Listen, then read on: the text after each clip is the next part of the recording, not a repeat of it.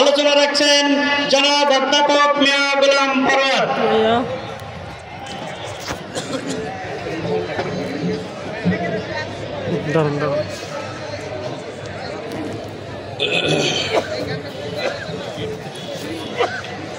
আসসালামু আলাইকুম ওয়া রাহমাতুল্লাহি ওয়া বারাকাতুহু। ওয়ালাইকুম আসসালাম। সালামের জবাবটা এত লোক হইলে পরে যে জোরে হইতে হতো আমার কানে সেভাবে আসলো না। আর একবার সালাম দেব। আসসালামু আলাইকুম ওয়া রাহমাতুল্লাহি ওয়া বারাকাতুহু। আসসালাম ওয়া রাহমাতুল্লাহি ওয়া বারাকাতুহু। আল্লাহ রাসূল হাদিসে বলছেন যে সালাম দেওয়া আর জবাব দেওয়া ফজিলতের দিক থেকে জবাব দেওয়াটা হচ্ছে ওয়াজিব, ঠিক আছে না?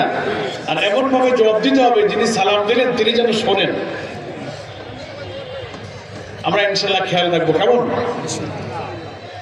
আলহামদুলিল্লাহ রাব্বিল আলামিন, সালাতু ওয়াসসালামু আলা সাইয়্যিদিল মুরসালিন ওয়া আলা আলিহি ওয়া আসহাবিহি আজমাইন।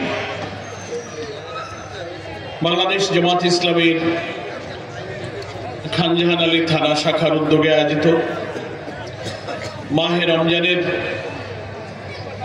আজকে রহমতের দশকের শেষ দিন 10ই রমজানে মোবারক এই আলোচনা সভা এবং ইফতার মাহফিলের প্রিয় সভাপতি থানা আমির জনাব হাসান মাহমুদ টিটো ভাই, আপনারা মঞ্চে দেখতে পাচ্ছেন আমাদের সম্মানিত জেলা আমির, জেলা সেক্রেটারি, জেলার সহকারী সেক্রেটারি বৃন্দ, স্থানীয় অনেক আমন্ত্রিত সুধীবৃন্দ, ব্যবসায়ী, শিক্ষা প্রতিষ্ঠানের প্রধান, আলেম, ওলামা, মুআজ্জিজ ওলামায়ে কেরাম, সাংবাদিক বন্ধুগণ এসেছেন, বিভিন্ন রাজনৈতিক দলের সম্মানিত নেতৃবৃন্দ আছেন, যুবক ভাইরা আসছেন এবং আরো আছেন এই খানজাহান আলী থানা তথা আটরা গেলাতলা ইউনিয়ন 9টি ওয়ার্ড থেকে সংগঠন এবং তার কর্মী সমর্থক সুধীবৃন্দ এখানে উপস্থিত হয়েছেন। কিছুক্ষণের মধ্যেই আল্লাহ পাক তৌফিক দিলে আমরা একসঙ্গে ইফতারির পূর্বে দোয়া কবুলের বরকতময় সময় সকলে মিলে আল্লাহর কাছে দোয়া করে এখানেই আমরা ইনশাআল্লাহ ইফতার করব, যদি আল্লাহ পাক তৌফিক দান করেন। আমিন, আল্লাহুম্মা আমিন। আমার আজকের এই ইফতার মাহফিলে দাঁড়িয়ে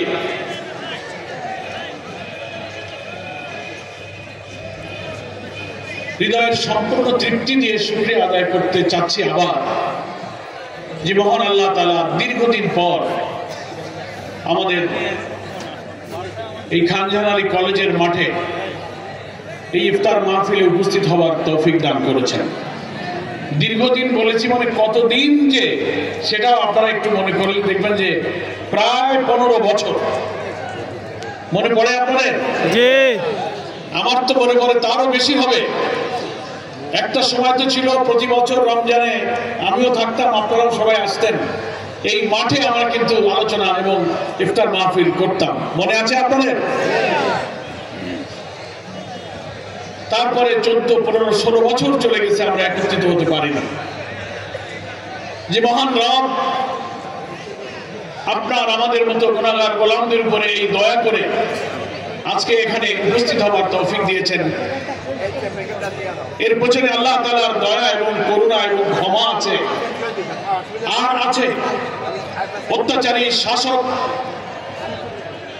একটা পতিত ফ্যাসিস্টদের হাত থেকে এই দেশকে দ্বিতীয়বারের মতো স্বাধীন করে মানুষের অধিকার ফিরিয়ে দেওয়ার জন্য, জীবন সম্পদকে নিরাপদ করার জন্য এই 15টা বছর যেসব রাজনৈতিক দল সংগঠন আন্দোলন করেছে, বিএনপি, জামাত, 15 বছর বিরোধী দল থেকে যাদের উপর অত্যাচার, জুলুম, নির্যাতন করা হয়েছে, লক্ষ লক্ষ লোককে কারাগারে নিক্ষেপ করা হয়েছে, নিরীহ নিরপরাধ আল্লাহওয়ালা নেক মানুষদেরকে ফাঁসিতে ঝুলিয়ে হত্যা করা হয়েছে।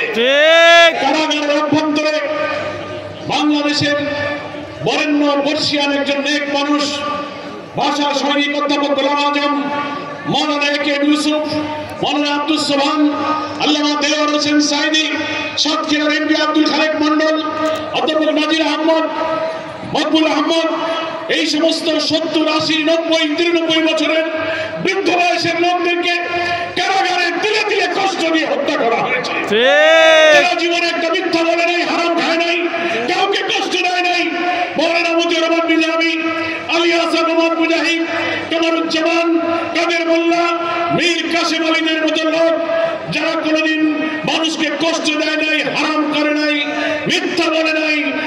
রাজনৈতিক উদ্দেশ্যে তাদেরকে কারাগারে বৃদ্ধ বয়সে ফাঁসিতে ঝুলিয়ে হত্যা করা হয়েছে। আমার প্রিয় ভাইরা, এই সব মানুষের আত্মদানের পর 24 সালের 5 আগস্টের জুলাই অভ্যুত্থানের তীব্র উত্তাল আন্দোলনে বাংলার কোটি কোটি মানুষ যখন অত্যাচারী জালিম শাসকের বিরুদ্ধে আন্দোলনে ফুঁসে উঠল, তখনও প্রায় 2000 ছাত্র জনতা জীবন দিয়েছে। 20 থেকে 30,000 মানুষ আহত হয়েছে, পঙ্গু হয়েছে, হাত নাই, পা নাই, মাথার মগজ ছুটে গেছে। 6 বছরের শিশু থেকে ব্যবসায়ী, ফেরিওয়ালা, হকার, কাজের লোক, শিক্ষক, ছাত্র ছাত্রী, বুদ্ধিজীবী রাজপথে নেমে তারা জীবন দিয়েছে। তাদের এই ত্যাগ, তাদের এই কোরবানির বিনিময়ে তো আমরা আল্লাহ তাআলার এই রহমতটা পেয়েছি, নাকি বলেন? তাই আমাদের প্রতি তাদের হক, তারা যে নতুন শোষণমুক্ত বৈষম্যহীন একটা বাংলাদেশ দেখার স্বপ্ন দেখেছিল, যারা চলে গেছে দুনিয়া থেকে, আমাদের সোনার ছেলেরা তারা আর এই বাংলাদেশ দেখতে পাবে না। যারা পা হারিয়ে, চোখ হারিয়ে, পঙ্গু হয়ে দেশে বিদেশে বাড়ি ঘরে কষ্ট পাচ্ছে, ক্ষত চিহ্ন নিয়ে চোখের পানি ফেলছে, তাদের পিতা, সন্তান, মা, শিশুদের চোখে এখনো পানি, শহীদদের রাজপথে রক্ত এখনো শুকায়নি। তাদের অবদানের কারণে আজকে আমরা আল্লাহর যে রহমত পেয়েছি, আসুন আমরা সেই আল্লাহর দরবারে প্রাণ ভরে আবার শুকর আদায় করি। আলহামদুলিল্লাহ, আলহামদুলিল্লাহ। বলুন, গত 24 সালের 5 আগস্ট যদি রাজনৈতিক পরিবর্তন না হতো, আজকে কি মাঠে আমরা আসতে পারতাম? ঠিক ঠিক ভেবে চিন্তে বলছেন তো? ইফতার মাহফিলের এই আয়োজন আমরা করতে পারতাম না। শুধু যদি প্রচার করা হতো এখানে গোলাম পরার সাহেব আসবেন, তাইলেই তো খবর আছে, নাকি বলেন? সকাল থেকে পুলিশের গাড়ি আর পুলিশ দাঁড়ায় থাকতো।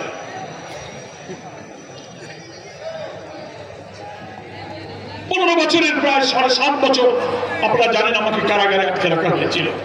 আপনারা জানেন?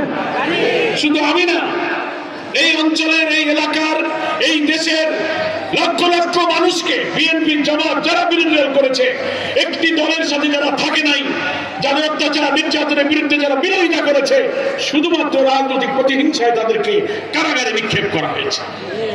আপনাদের সঙ্গে আমি দেখা করতে পারিনি, আসতে পারিনি। কেন? 15 বছরের আওয়ামী লীগের শাসন আমলের 7.5 বছর আমাকে কারাগারে আটকে রাখা হয়েছে। মামলার পর মামলা, রিমান্ডে নেওয়া হয়েছে, নির্যাতন করা হয়েছে। কারাগারে থাকতে আপনাদের এই অঞ্চলের আমাদের আপনজন কত মানুষ মারা গেছে। অনেকের সঙ্গে দেখা হতে পারেনি, অনেকে দেখা হলে কোর্টে গেলে চোখের পানি ছেড়েছেন, জড়িয়ে ধরেছেন, বলে বাবা তোমার জন্য রোজা রাখি, তোমার জন্য নামাজ পড়ি। হাজার হাজার মা বোনেরা কান্নাকাটি করেছে।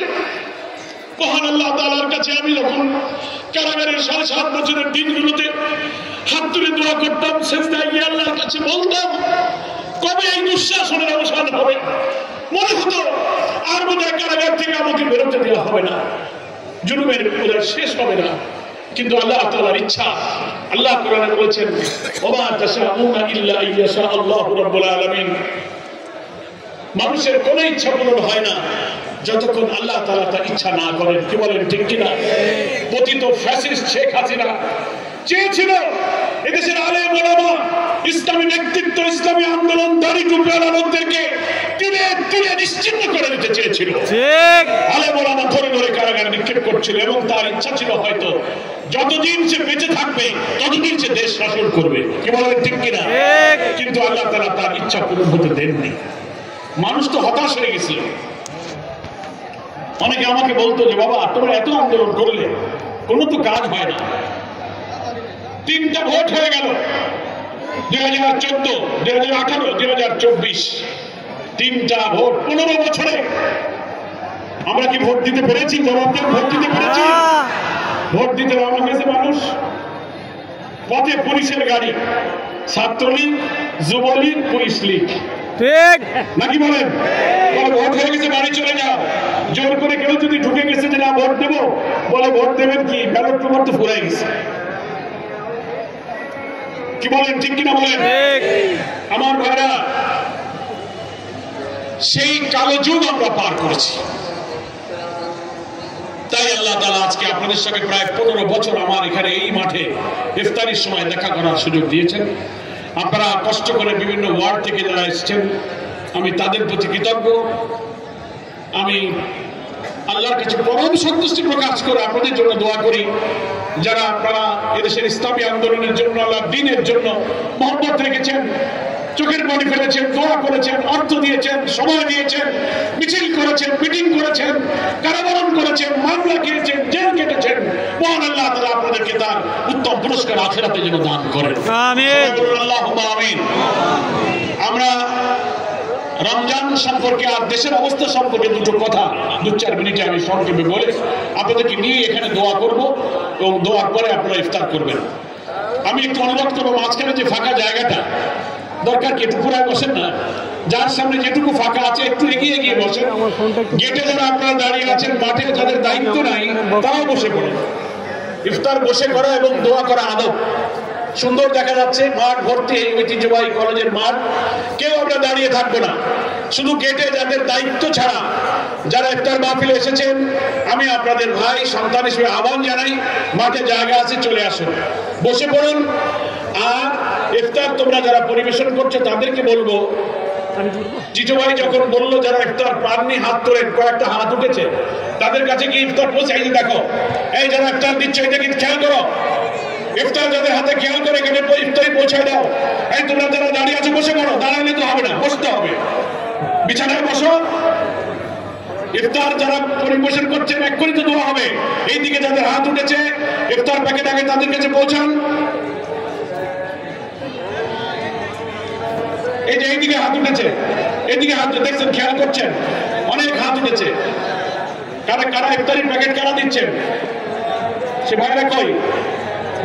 দেখেন 5 মিনিটের সময় নাই তো। ইফতারির প্যাকেট যাদের হাতে তারা এইদিকে চলে আসেন। দোয়ার আগে সবার কাছে প্যাকেট পৌঁছাতে হবে, একই সময় ইফতারি এবং পানি। 1 মিনিটটাই কমে না। মামুন তুমি নিচে নেমে যাও, দেখো কাদের কাছে প্যাকেট আছে। এত সময় তো বাকি, অনেক লোক বাকি, লাগে। কথা বলবেন না, পেছনে কোনো ভিড় হবে না।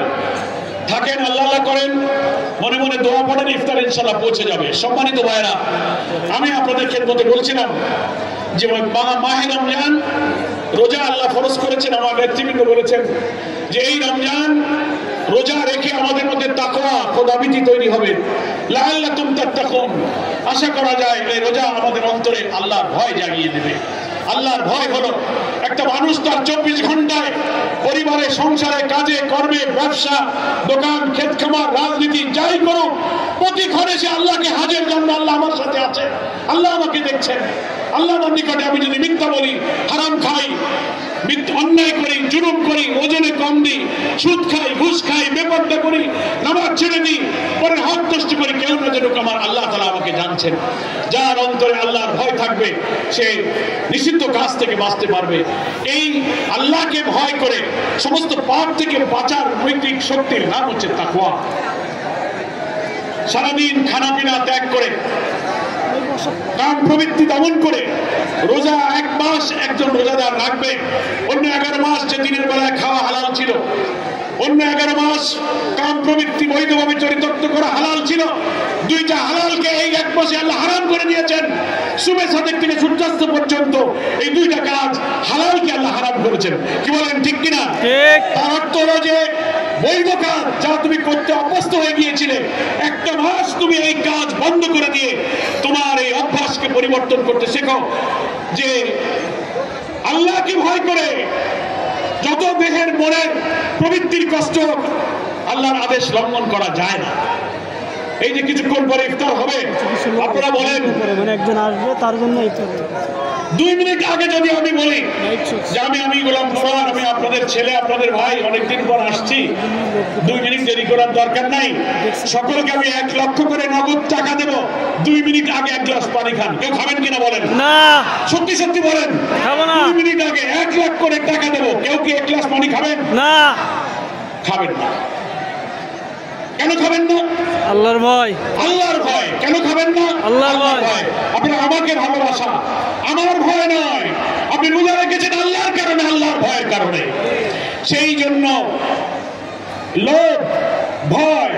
সরকারও তো আদেশ দেয় নাই কেউ যদি রোজা ভাঙো তাহলে অ্যারেস্ট করা হবে, রোজা না রাখলে জরিমানা হবে। সরকার কি করে আইন করেছে? তাহলে সরকারও বাধ্য করলো না, টাকারও মুখ দিল না, তবু আপনি না খেয়ে ক্ষুধার জ্বালা সহ্য করছেন, পিপাসার কষ্ট সহ্য করতেছেন। এর পেছনে আর কোনো কারণ নেই, আল্লাহর ভয়। এই তোমরা কথা বলে বাবা পেয়ে যাওয়া, বসো বসো, হইচই করো না, মুখ বন্ধ, ইশারায় কাজ করবেন, মুখ বন্ধ, ইশারায় কাজ করবে, বসে থাকো, পেয়ে যাবে। তো আমরা এই যে না খাওয়া আর কুপ্রবৃত্তি দমন করা, আল্লাহকে ভয় করে এই অভ্যাসটা করতেছি শুধু আল্লাহকে ভয় করে।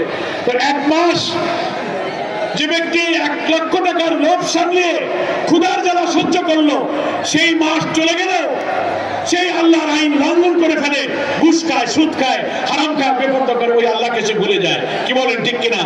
কারণ হলো রোজার মাসে যে আল্লাহকে সে ভয় করেছে, রোজার পরে ওই আল্লাহ তাআলার ভয় তার অন্তর থেকে চলে গেছে, কারণ রোজা সে রক্ষার মতো করে রাখে নাই। আল্লাহকে ইয়া আইয়ুহাল্লাযীনা আমানুত্তাকুল্লাহ হাক্কা তুকাতিহি ওয়া লা তামুতুন্না ইল্লা ওয়া আনতুম মুসলিমুন। ওই ইমানদার লোকেরা তোমরা আল্লাহকে ভয় করো, ভয় করার মতো ভয় করো। সুবহ সাদেক থেকে ইফতার পর্যন্ত খানাপিনা যেমন ত্যাগ করো, মিথ্যা কথা, কাজ, হারাম, কবিরা গুনাহ, বেপরদা থেকে বেঁচে নিজের অসুস্থ, পাশবিকতা, নফসানিয়াত, কুপ্রবৃত্তিকে দমন করো। খাদ্য বন্ধ করে দিয়ে জৈবিক চাহিদা নিয়ন্ত্রণ করে তোমার পাশবিকতাকে দমন করো।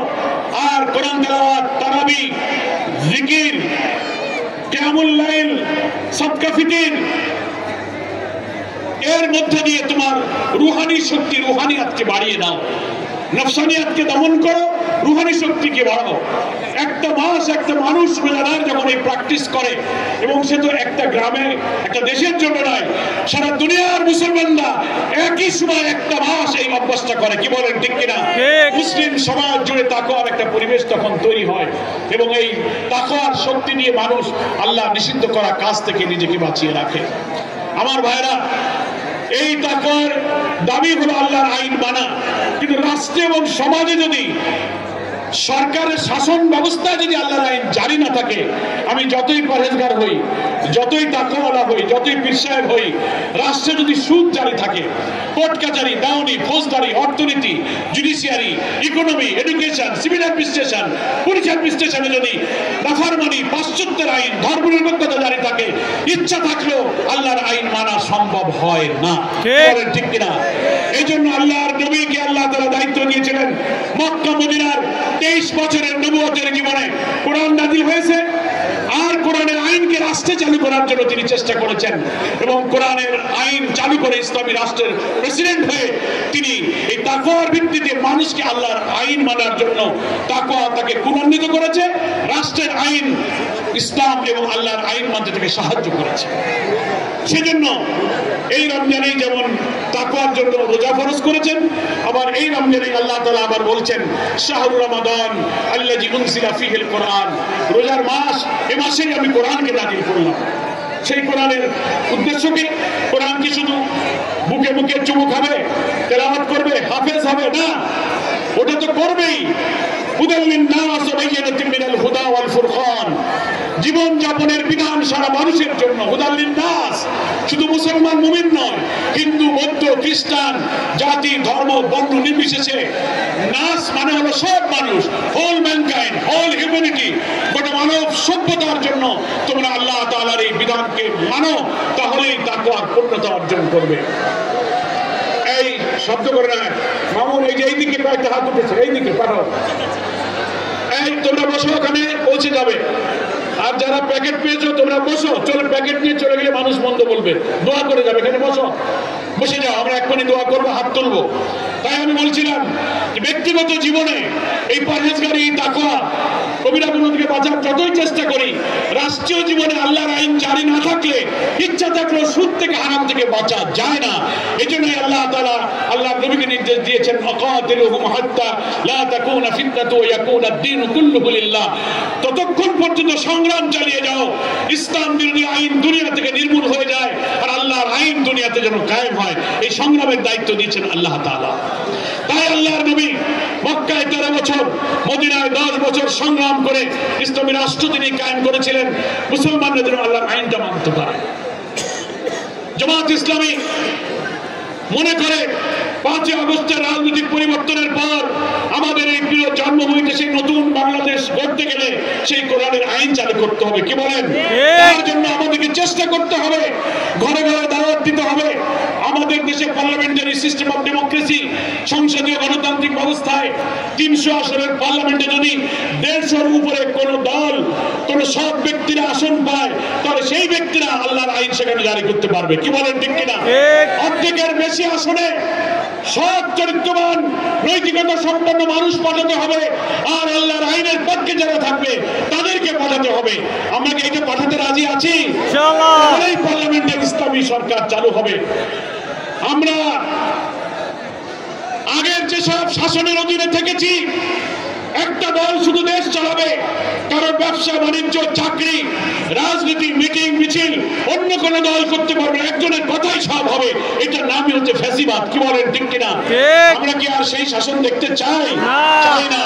আমরা এমন দেশ চাই যেখানে ক্ষুধা, দারিদ্র, অভাব, অনটন, জুলুম, নির্যাতন, মিথ্যা মামলা, হয়রানি থাকবে না, যার যার বাড়িতে নিরাপদে থাকবে, প্রত্যেকে তার হক ফিরে পাবে এবং আল্লাহর ইবাদত বন্দেগী করবে এবং দ্বীনের জন্য সে কাজ করবে। সেই বাংলাদেশের জন্য আগামী নির্বাচনে বাংলাদেশের সকল আলেম ওলামা, ইসলামী দল, পীর মাশায়েখদের মধ্যে আলোচনা চলছে। নির্বাচন যদি নিরপেক্ষ হয়, আমরা যদি ভোট দিতে পারি, তো ইনশাআল্লাহ সকল ইসলামী দল প্রত্যেকটি আসনে একজন প্রার্থীকে আমরা ভোট দিয়ে পার্লামেন্টে পাঠানোর জন্য চেষ্টা করব। ভাইদের কাছে আমার আবেদন থাকবে, আমরা আর চাঁদাবাজি, লুটপাট, শোষণ, জমি দখল, ঘের দখল, রিক্সা স্ট্যান্ড, বাজার ঘাট, বালুঘাট, হকার মার্কেট, যা দখলদারি চলেছে, আমরা কি আবার এমন কাউকে নিয়ে আসবো যারা ওই চাঁদাবাজি, ওই দখলদার, ওই মাস্তানি করবে? এমন শাসন কি দেখতে চাই? না। এই বিচারের ভার আপনাদের উপর থাকলো। আগামী নির্বাচনে যদি আল্লাহ তাআলা আমাদের ভোট দেওয়ার সুযোগ পায়, এমন ভাবে ভোট দেব যাতে হাজার হাজার মানুষের রক্ত, এত ত্যাগ, এত ফাঁসির বিনিময়ে একটা নতুন শান্তির বাংলাদেশ আমরা গড়তে পারি। ঠিক। আমাদের কত রক্ত আমাদের লোকেরা দেবে, কত জীবন দেবে।